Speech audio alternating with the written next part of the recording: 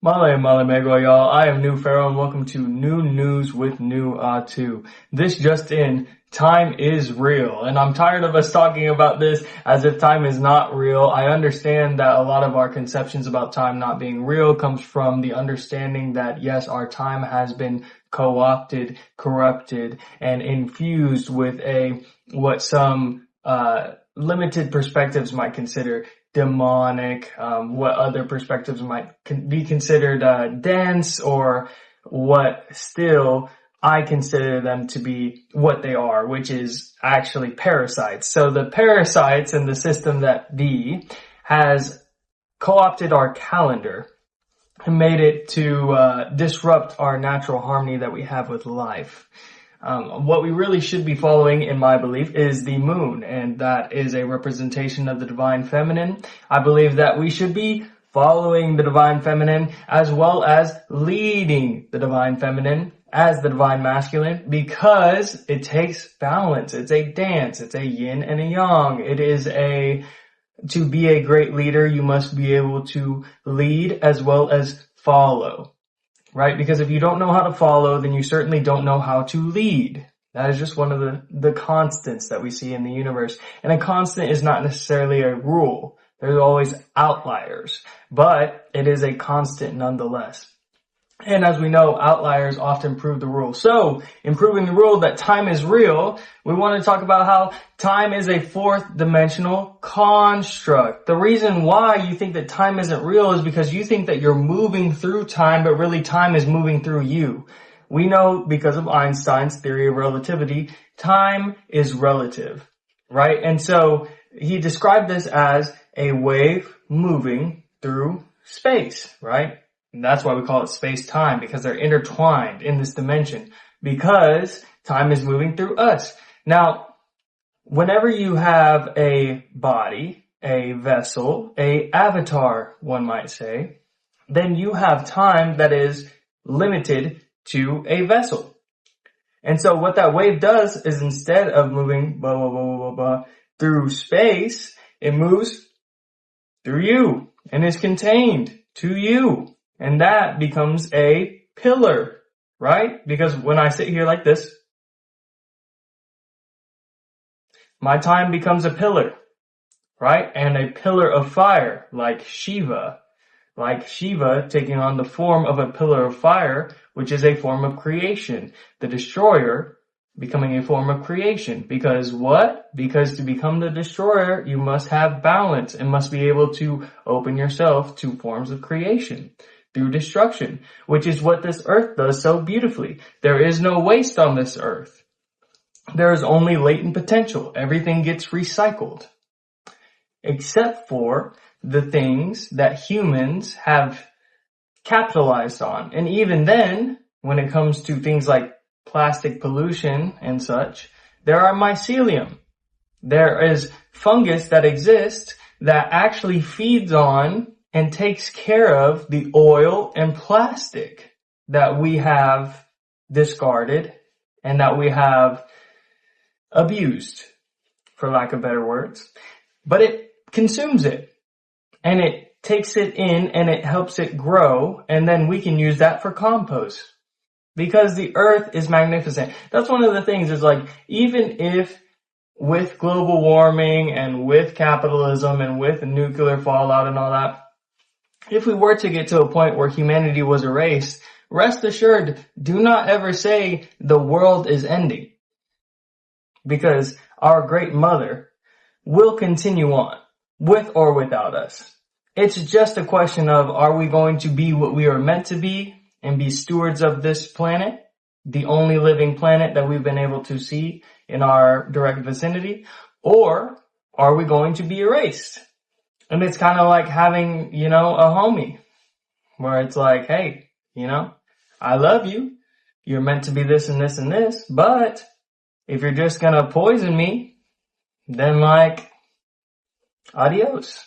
That was a side tangent, but I do think that it was necessary. So bear with me as I go through all these different phases and talking points, because I am doing this unscripted, and I feel like it's best to deliver this to you in a way that is, human, dog. You know what I mean? Like, let's just talk about it. So, dimensions. That's what we must first understand, is the dimensions. So, the first dimension, or the 0 dimension, is really a point, as I've heard it described. And so, we're starting to philosophize that maybe space is a point, because it's like a vacuum. There's like nothing in it, but there is at the same time, right? So we're going to skip past that. But something that I'd be very open to discussing in another video is that space, the abyss, might actually be a 0 point, right? And then there's the first dimension, which is a line, which means you can only go forward and back. Then there's a second dimension. So each one is movement, essentially. There's a second dimension. You can go forward, back, and then you can go left and right. Then there's the third dimension where we add volume, because there's up and down. So instead of just being flat, like right now, I'm presenting myself in a 2-dimensional space, which is through your screen. And yet you still can intuitively put together that I am a 3-dimensional being, because I come from the same reality that you exist in, you know, in a way. Then we get to the 4th dimension. Now, what starts to happen is we have to understand that from a higher dimensional point of view, I have a drawing here. And this, you can infer, is a drawing on a 2-dimensional piece of paper, even though it's kind of 3-dimensional because it's got a little bit of volume. But this is flat. But it's supposed to represent, through values, a 3-dimensional object, right? Like you can tell that the nose is supposed to be a little bit more forward on the face.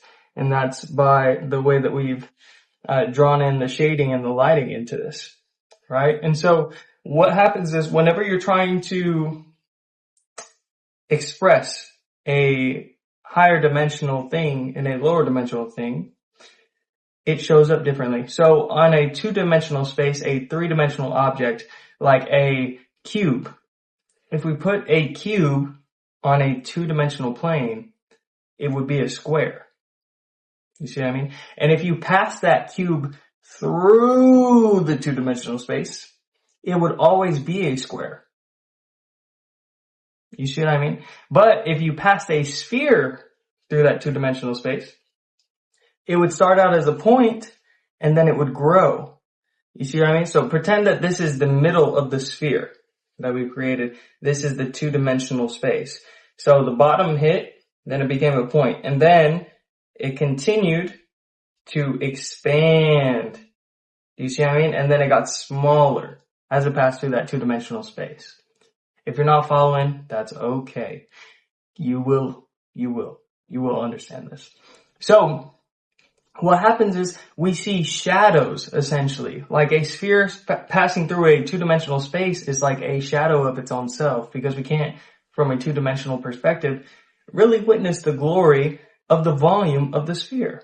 So in that same way, time being a 4th dimensional conglomeration, a 4th dimensional existence, we see it and perceive it as seasons and as aging, right? Because we are not necessarily passing through time. Time is passing through us. The same way that we talked about that sphere passing through that 2-dimensional object, time is passing through us. And so we age. And that's how we perceive it, right? Because that's the effect that it has on our 3-dimensional world. We see the leaves fall off the trees every season, right? And so it's one of those things that's kind of tough for our brains to comprehend, because if you weren't confused before, you won't be now. Our brains are a 5th dimensional existence. Because what happens in the 5th dimension is time is flexible. So time is one piece, right? But it's not a line, which is, we try to think of time as though it's a 2-dimensional object. It's a 4-dimensional object. And that's why we see shadows of it. So in the 5th dimension, we can exist at 2 points in space-time at the same time. But they are essentially on the same timeline. There cannot be any, you cannot exist in 2 branch timelines at the same time. Which, it's up to debate whether we actually can do that or not, depending on the multiverse. which is another video I'm going to make soon. So whenever you have a memory, your mind, you think back to a memory that you had even 45 seconds ago.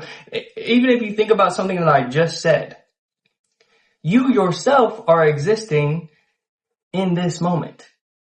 And yet, cognitively, are also existing in the moment in the past. You are existing in 2 points of time at once. Because it would not be crazy to say that you never left, you never went back in time necessarily. You always stayed within your body. And yet, cognitively, your mind was able to perceive and be in a moment in the past. And sometimes to change that moment in the past. Because we know memory can sometimes be unreliable. Because we change things about the past. Which is a quantum property that what happens in the present does affect the past. What happens in the future affects the present and the past. Everything that happens affects everything along time as an organism. And so, really, you inherently exist as a fifth dimensional being. According to spirituality, according to science, and according to me and you. In case you had any doubts. So, it's not so much about harnessing your power as it is becoming aware of the power that you already hold. Of the existence that you already have. Right? So anytime you're feeling down, remember that you can literally traverse dimensions.